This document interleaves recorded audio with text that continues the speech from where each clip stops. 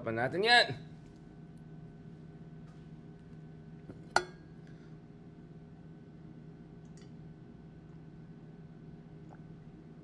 Hello, hello, hello mga kameta. Kamusta kayo dyan sa YouTube, dito sa Facebook, dyan sa TikTok? Wala. Wala pa tayong... May live ba sa TikTok? Meron bang version na ganun? Anyway mga kameta, kamusta po kayo? I hope you had a restful and spiritually enriching weekend. Of course, as we head into the Holy Week. And of course, the coming days, I hope people will take the time and opportunity to spend more time with family loved ones, to reflect on our spiritual needs, and of course, dun sa sakripisyo, no? Ni Jesus, no? So, I hope guys that, yun nga, I hope people will have the proper time para, alam mo na, muni-muni dyan. Anyway, mga kameta, today I was thinking, actually, I wanted to talk about something else. I was thinking about talking about the BRICS kasi yung Brazil, Russia, India, China, medyo may announcement sila na bago na medyo malaki, no? Hindi medyo announcement, medyo malaki yung announcement. At yun yung plano na mag-create ng alternative currency ang mga BRICS country, and also the decision by India, Prime Minister Narendra Modi, to push for more rupee Indian currency-based international trade. Malaki implication ito mga kameta, especially dun sa mga yung mga bansa na medyo napapagod na doon sa dominance of US dollar, dominance of the US Federal Reserve. Kasi kung titignan mo yung kasaysayan ng world economy since the end of Second World War, parang nakasalala yung ating ekonomiya, yung value ng ating currency, among others, doon sa mga desisyon ng mga Amerikano, no? Especially US Federal Reserves.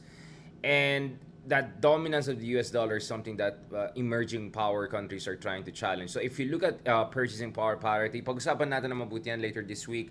Actually, Brazil, Russia, India, China, and South Africa now have collectively a bigger economy, again, in purchasing power parity, than G7 countries, yung mga Western countries plus Japan, no? Although you can say Japan is also kind of part of the West, no? So, and soon, baka sumali ng Saudi Arabia, Iran, Turkey, and number of major emerging economies from Middle East and around the world dito sa BRICS. So the BRICS is expected to challenge more and more yung US US dominance, no? In terms of international financial markets. So yun sana pag-usapan natin. Pero napansin ko while I was trying to write about yung column natin for this week, na-realize ko meron palang pahabol si Jarius Bondok before the end of the month. And so as I said, diba, just to be fair, again, we're not saying that the results of the elections were not valid. We're not questioning the results of elections per se. But katulad ng sinabi ni Leni Robredo, if there are certain concerns, we have to look into them and discuss them properly. Yung sinabi ni last year while accepting the result of the elections. Of course, many would say sa sobrang laki ng agwat between Leni Robredo and the winning candidate, Bongbong Marcos, parang kahit tanggapin mo na may potential irregularities, just the gap is too big. Nevertheless, there are some people are raising concerns about the entire process, no? Again, these are all allegations that we're talking about, and to be honest, medyo surprised ako na wala masyadong ibang pumapansin dito sa mga at least 3 articles between March 17 and March 31 na na-publish ni Jarius Bundok, who's actually one of the more established columnists and respected ones in the country. Of course, he comes from Philippine Star, ako from Philippine Daily Inquirer, pero wala naman sa akin issue yan, diba? Wala namang rivalry yan.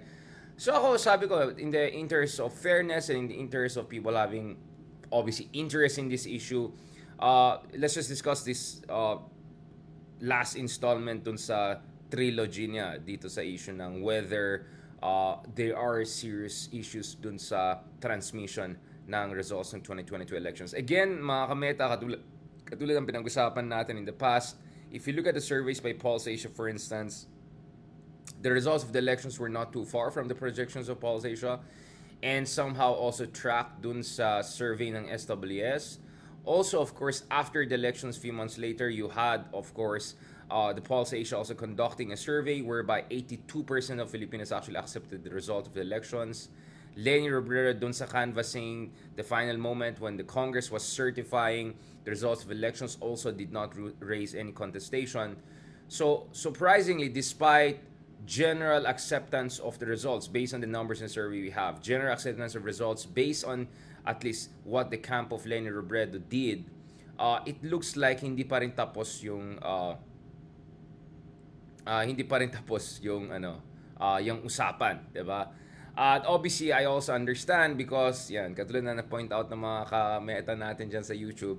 Obviously yung mga iba na have huge doubts, concerns about the result of elections, it's probably based not only on terms of their emotions, it's probably partly based on the fact that Bongbong Marcos Jr. back in 2016 also challenged the result of Leni's victory.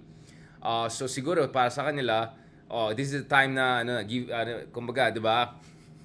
Payback time, 'di ba? Kung kayong nag-contest sa amin noong 2016, kami rin magko-contest sa'yo. So siguro there's an element of that. And then yung mga iba dyan na even hindi voter ni Lenny, may pagka-element ng Schadenfreude, no? Saying, okay, tingnan natin where is this gonna go, no? But beyond that, of course, may mga iba dyan, especially supporters ni Lenny na whose views were very much shaped by Google Trends, right? And some of these attacks against these conspiracy theories against polling agencies in the Philippines. So, base doon sa kanilang alternative analytics, parang expectation nila was the race to be very close, in fact, for Lenny to even win, no? So, medyo sobrang layo yung nangyari kumpara doon sa resulta ng election na lumabas officially. Now, having said all of those things, I think there's some people who may even accept the result of elections who will say 2016 is different from 2022 and they're not in the Schadenfreude mode. But they still have some concerns about bakit parang ang bilis ng transmission ng resulta nung 2022 elections, especially compared to what we had in the past. And that was the context of our conversation the other week. Now, don't worry mga kameta, pag-usapan pa natin yung issue na yan. Yung issue ng, is it even healthy for us to keep on dwelling on the transmission part of the elections when in fact perhaps we should talk about vote buying, we should talk about intimidation of voters, disenfranchisement, all sorts of other shenanigans that prevent us from having actually fair and competitive elections. At sabi ko nga, there are reports by different groups that documented yung alleged vote buying and other kind of shenanigans that put into question how competitive, fair, and popular elections were. But nevertheless, as I said, in the interest of discussion, sige, tingnan natin itong questioning ng isang kampo, which interestingly, I didn't see Ma'am Leni Robredo or Senator Riza Ontiveros or any of the leaders of opposition or the leader of Liberal Party, among others, getting into this debate. Medyo absent sila sa scene. Because if you remember, mga kameta, back in the day when Marcos Jr.'s camp was challenging the victory of Leni Robredo, Marcos Jr. himself was very much front and center. At some points, you had no less than former President Rodrigo Duterte kind of giving credence to the attack on the legitimacy and mandate of Leni Robredo. But this time, it's not really Lenny camp, as far as I know, on the surface, who are giving credence to these kind of attacks. But you have a number of former military officials, a former Colonel Odonio, former General AFP number 2, or Deputy Chief, and former DICT Acting Secretary and DICT Undersecretary General Rio Jr. So you have a number of these people coming out. Again, it's very interesting that I don't see leaders of opposition or official leaders of the opposition really coming on and supporting it. And then, as I said, it's also quite surprising that Jarius Bondok's triple articles on this issue within the span of 2 weeks is not getting as much traction among other, let's say, supporters of the opposition. I don't know, maybe they feel it's a moot and academic issue, maybe they feel it's time to move on, maybe they feel that it's a little bit queasy, it's a little bit of a, dodgy issue altogether. Let's just avoid that. I don't know.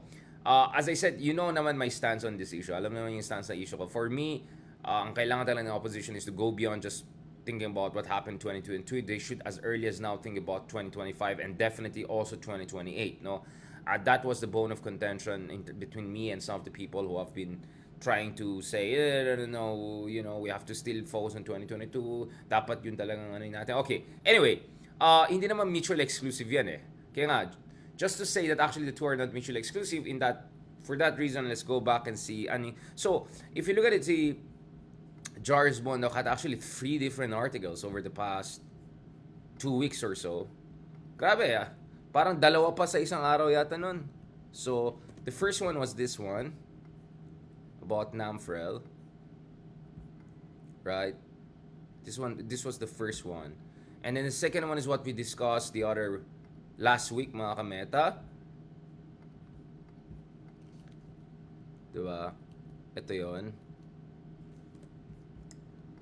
And kung tignan mo, medyo strong yung wording ng So the first one, if you look at it, mga kameta, it it's saying NAMFREL findings support general suspicion of 2022 election rigging. By general, what do you mean? General number of population?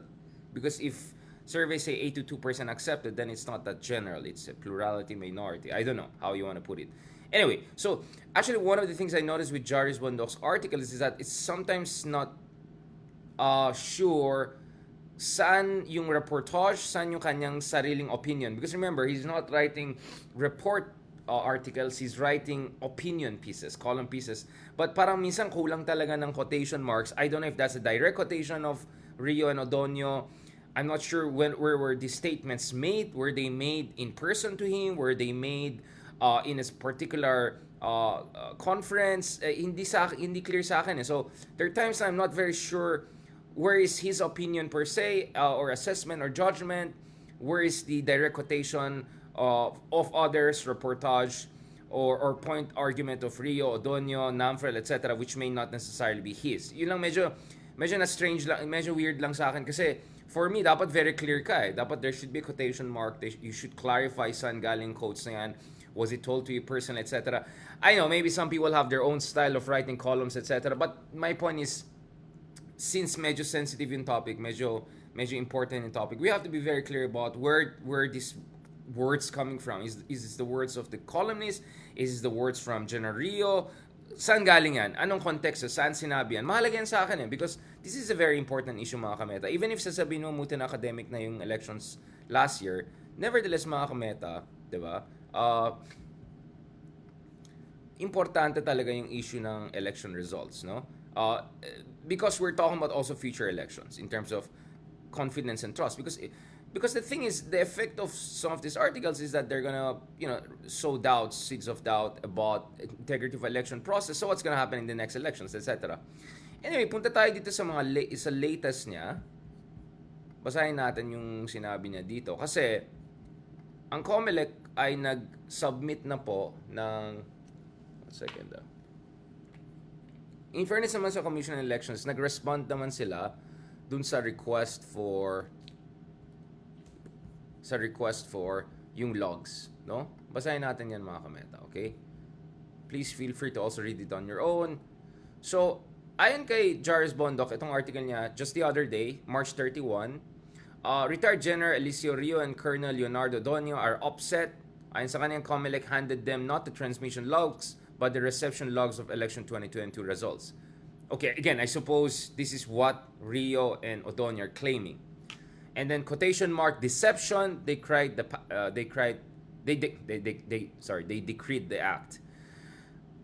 Now this is where it gets a little bit queasy. Like reception logs are records of what COMELEC's transparency server received then broadcast last May 9, 2022. Okay, but transmission logs are records of what the 106,174 precincts vote counting machines individually sent to the TS. So the reception logs and transmission logs, I see some difference, but they seem to be similar to me, right? Like, what is sent is also what is received, right? Diba?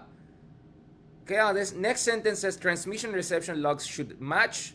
Kaya nga, diba? I mean, logically, kung yung sinet mo dapat kasama, medyo similar dun sa na-receive, diba? Ayon kay Rio and Odonio, 80 years old na palang isa at 78. Okay, medyo senior na sila. But they suspect that results were fabricated to project 20 million plus votes. Ito yung ayon sa article na yan. Ito, basahin nyo ulit. Okay, ito.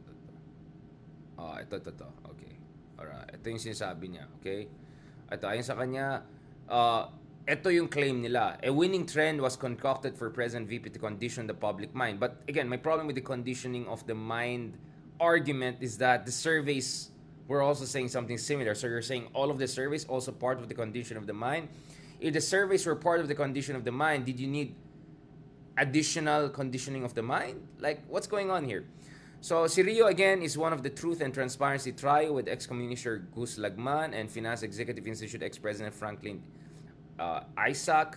They petitioned the Supreme Court in November to compel COMELEC and Telco Smart Globe and DTOG Telecommunication to release the transmission logs. Told by SC early March to reply within 5 days, COMELEC sought 1 month extension till April 2. On Wednesday, March 29, Odonio wrote COMELEC Chairman George Garcia. Subject, ayan. Ito. Basahin niya yan. So, ito po yung sinulat niya. Kayo mismo basahin niya yan. I'm very careful in terms of I approach this again, diba? Because we have to very be clear. What are we reporting here? What is being written here? Okay, so ito po yung letter ni Odonio dun sa COMELEC. Alright, ito yung accusation niya. Okay. So dito ang sinasabi nung isang plaintiff,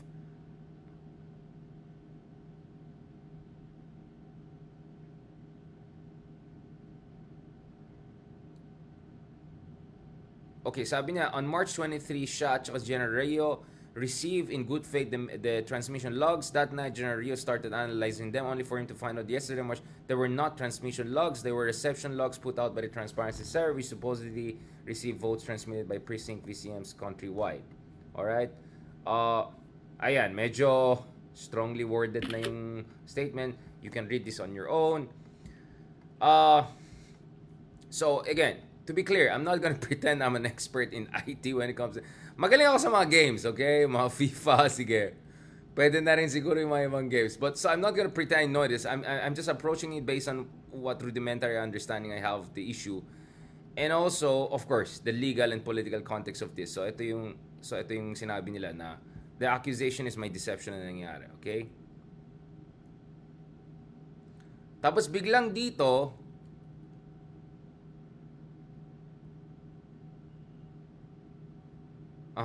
ito naman yung sinabi naman ni Rio. Okay. Yung kay Odonio yung isa, ito naman kay Rio. Okay, again, you can read it on your own. So both of them are making similar allegations or complaints na yung binigay niya sa amin, hindi naman talaga yan ang hinahanap namin. Iba yung hinahanap po namin, di ba? Again, I'm not an IT expert, so I do not see how different the two are. Or what is the relevant... Well, is this a distinction without difference? So, ito naman yung kay Rio. So, na-forward siguro kay Bondok yan, kay may copy si Bondok. Now, what I'm again interested in here is ano yung clarification ng COMELEC and like, how are the two even different? And if the difference really makes any distinction or kind of gives credence to arguments on whether valid yung line of attack. So, generally, the argument of the critics is that ang bilis nung transmission, within 1 hour lang 20 million nakapasok. That's impossible given yung protocols, given yung logistics, etc. So essentially yun po yung argument nila, no? Okay, so I suggest you guys read this on your own. So there are 3 different articles that came out. Ito, between March 17 and all, NAMFREL findings support general suspicion of 2020 election rigging. Ayon kay dito sa article ng Bondok, COMELEC transmission logs show fraud in 2020 polls according to Rio Odonio, and deception daw yung binigay ay hindi transmission logs pero receiving logs. Okay.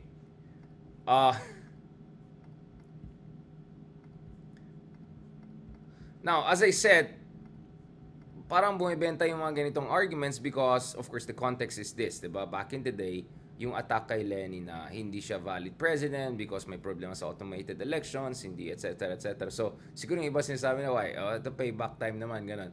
But obviously, the one big difference kasi with elections in 2016, mga kameta, is napaka-close nung elections nun, diba? You're talking about only few hundred thousands of votes. But just to be clear, the Supreme Court on multiple occasions actually reaffirmed yung victory ni Leni Robredo. Alright? Just in case, just if ever lang nakalimutan natin, okay? So, this is the context in 2016. Actually, the Supreme Court junked yung poll protest versus Robredo and reaffirmed it. And there were like 3 times napunta sa Supreme Court on all 3 cases. 3 times, Leni actually came up victorious. Now, the question is are they gonna return the favor? And this is where it's weird. Like, ano yun? Kanya-kanyang diskarte lang yun. Yung mga iba nag-criticize na. I don't know what's going on here, mga kameta. Anyways, what I want to say, mga kameta, here is this. That's why we had that conversation with Benedict Bernabe the other day. And we'll have the video out. The podcast version should be out right now. So please support Richard Haydarian Podcast. May nahanap na kami ng mga studio, by the way. May nahanap kami ng studio na pwede namin rent to do in person. So one of the things we're looking at, mga kameta, is hopefully especially once some of our friends are in town, Leloy, Joseph, among others. Hopefully, we're thinking of putting people together, renting a studio, having it 3, 4, 5 hours. Meron din palang option also to let in some of the audience. Although we're thinking, just to support the project and make it sustainable, kung may ticket yan, or to make sure na we just have enough space for, kasi hindi naman super daming taong ang kasya. So, may mga question kami. Salamat kay Mark Gumbo also for checking that. Actually, I suggested to him to check that. So, may mga nahanap kami mga kameta. So, we're hoping to have more of those conversations soon. Anyway, going back to that, please check the podcast, and in the coming hours, check my YouTube and also dito sa Facebook. Hopefully by tomorrow, dapat lalabas yan. Yung interview namin with Ben Bernabe, because he was one of the chief communication strategists of the LENI campaign. And his argument was, he was surprised by the results of the elections, but I didn't get a sense that he's totally questioning the victory of the other side. I just didn't get that sense. And the other thing that is important is that I also sense that there is an appreciation of the need for properly analyzing saan naman nagkakulang yung campaign ng opposition nung 2022 elections, because ultimately this goes back to what I've been saying all the time. LENI getting 15 million votes in itself, officially at least, is something that shows just the potential here, especially the potential of the pink movement, right? But that movement will not be a movement if there's no blueprint, there's no organization, there's no constant sustained mobilization, and there's no leadership. That's extremely, extremely important. That's extremely, extremely important, mga kameta. And so, yun nga yung point ko eh. Like, I hope the intention behind some of this questioning of the result is not to distract us from the need to also properly analyze saan nakakulang ang opposition in terms of campaign strategy. Like, did it make sense to attack and have a conspiracy theory against all of the polling agency? I'm not saying that's the official position of the opposition, but there were some charlatans attached to the opposition who tried to do that. Was it healthy to over-focus on Google Analytics and not look at alternative surveys, not only one side, two side, but multiple surveys, and try to come up with the mean of that? Was it healthy, or is it healthy to continue this stance na wala, BBM is not is not a valid president, the whole thing was a sham, etc., and attack everything that he does? Is that gonna help, practically speaking, for the opposition to come together, or is that just gonna emotionally help some people to assuage their pain, their frustrations? So that's my point. It is possible to have a healthy skepticism whereby you look at the evidence and accordingly make certain judgments. But it's another thing to already have a preconceived notion of what happened last year, so that's emotionally easy for you, and then try to look for whatever supposed evidence or reports that has an element of confirmation bias, right? Do you get what I'm saying here? Because I always said, if you really want a progressive Philippines, it's extremely important to have a healthy approach to reality, right? Including times where things are not going very well, because by learning from your mistakes, you can always do better in the future. That's what I always say, mga kameta. That's extremely, extremely important. But then again, I'm also fair. So I'm not totally dismissive of every whatever report about whatever issue. As I said, vote buying is some big issue that we have to pay attention to. This has been a problem throughout all elections. But what I'm saying, mga kameta, see, hindi ako dismissive. Like, if there is a report by someone, columnist like Jaris Bondok, not once, so 3 times, sige, tignan natin ano yung accusation here. But what I'm saying is that why I'm not seeing other opposition leaders coming in and giving credence to them? Why I'm not seeing in other experts? Because for me, if you really have a serious question about the transmission, the results of the last year's elections, then siguro what you really need is a thorough, comprehensive investigation by a panel of experts who are completely non-partisan. Very important. Or as non-partisan as you can get as far as Philippine political context is concerned. That's a very important thing. So I don't want to hear we'll have a situation of just confirmation bias. But me, in the interest of having proper objective discussion there, I'm going to say, this is what this camp is saying. This is what the other camp is saying. These are the potential points. These are the potential questionable points. So what we're trying to do here, mga kameta, is to have healthy skepticism. Now, if you want partisan vlogger, andyan sila lahat. Pangalan pala ng mga vlogging nila, alam mo na, di ba? Ka-Unity 101. Mga ganyan. No, you get what I'm saying? Like, if you're looking for that, go ahead. Watch them. But do you think that will really help the opposition? Do you think that will really help our democracy? Do you think that will give the opposition a better chance in the future? Right? Do you think that's even healthy? Not to mention, the if you so much want to believe something, you could fall for anything, right? Yun yung sinasabi nila parate. Did I get that from Nabokov? Ay, saan ko nakuha yan? Okay, yeah? If you're so desperate to believe in something, then you'll fall for anything. Or kay Sartre yan. So my point is, let's discuss this thing, but let's have healthy skepticism towards all camps. Because accordingly, we can make healthy, reasonable judgments. Otherwise, it's hard to say you're against disinformation and fake news, and then you yourself are open to anything, even if fake news potentially or conspiracy theories, as long as it assuages your emotions or makes you feel better. I'm not sure that's a healthy way forward. Anyway, mga kameta, thank you very much. I appreciate this discussion. Salamat sa sorry, may mga meetings tayo and all. I just thought we have to discuss this so that hopefully we can move on na. Now, if there's anyone else who's gonna, pitch in from leader of opposition, etc., then fine. It's okay. I'll follow up on this. But again, in the interest of fairness, I discuss, okay, if this is the line of attack, tingnan natin. But again, for me, I hope that does not distract opposition from what they also need to do, perhaps even more importantly, which is a proper reflection on what went right and wrong and what could improve in the coming elections and how can they sustain the momentum of the pink movement moving forward. All right? Maraming salamat, guys. Thank you very much and talk to you soon. Let me check. Oh, may magte-thank you tayo. Saan yung mga tao? Na nag-text lang yung ka-meeting natin kasi mga meetings tayo ngayon. Sabi ko, habol na ako. Hindi, mukhang malalate siya ng 5 minutes or so. Sige, habang malalate siya, magte-thank you lang tayo dito. Alright, thank you very much mga kameta, kay Noemi Tablata, Annabel Gamoras, as always, Jeffrey Young, Melinda Maler, ayan, Ronnie Amoroso, Arsenio Garcia, ang dami nagkakamit kay Ma'am Jocelyn Lumberry, thank you so much, kay Rafael Belen, thank you so much, kay Cecil Hata, thank you very much, kay Lerom Nyatsera, ayan, dami nagka-comment na naman, Bardagulan, hindi tayo, Holy Weekend, so magpakabay tayo, alright? I'm just saying, maybe it's time for healthy discussion about things, alright? Alright, mga kameta, maraming salamat again for your, again, I'm trying to be as fair as possible. Okay, if this is the argument with us, let's examine, or at least I'll just lay it out there, but make the decision on your own, whether you think this is valid, and so what? Okay, so what? What's the next step, right?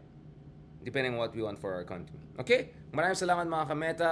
Thank you very much, and talk to you soon.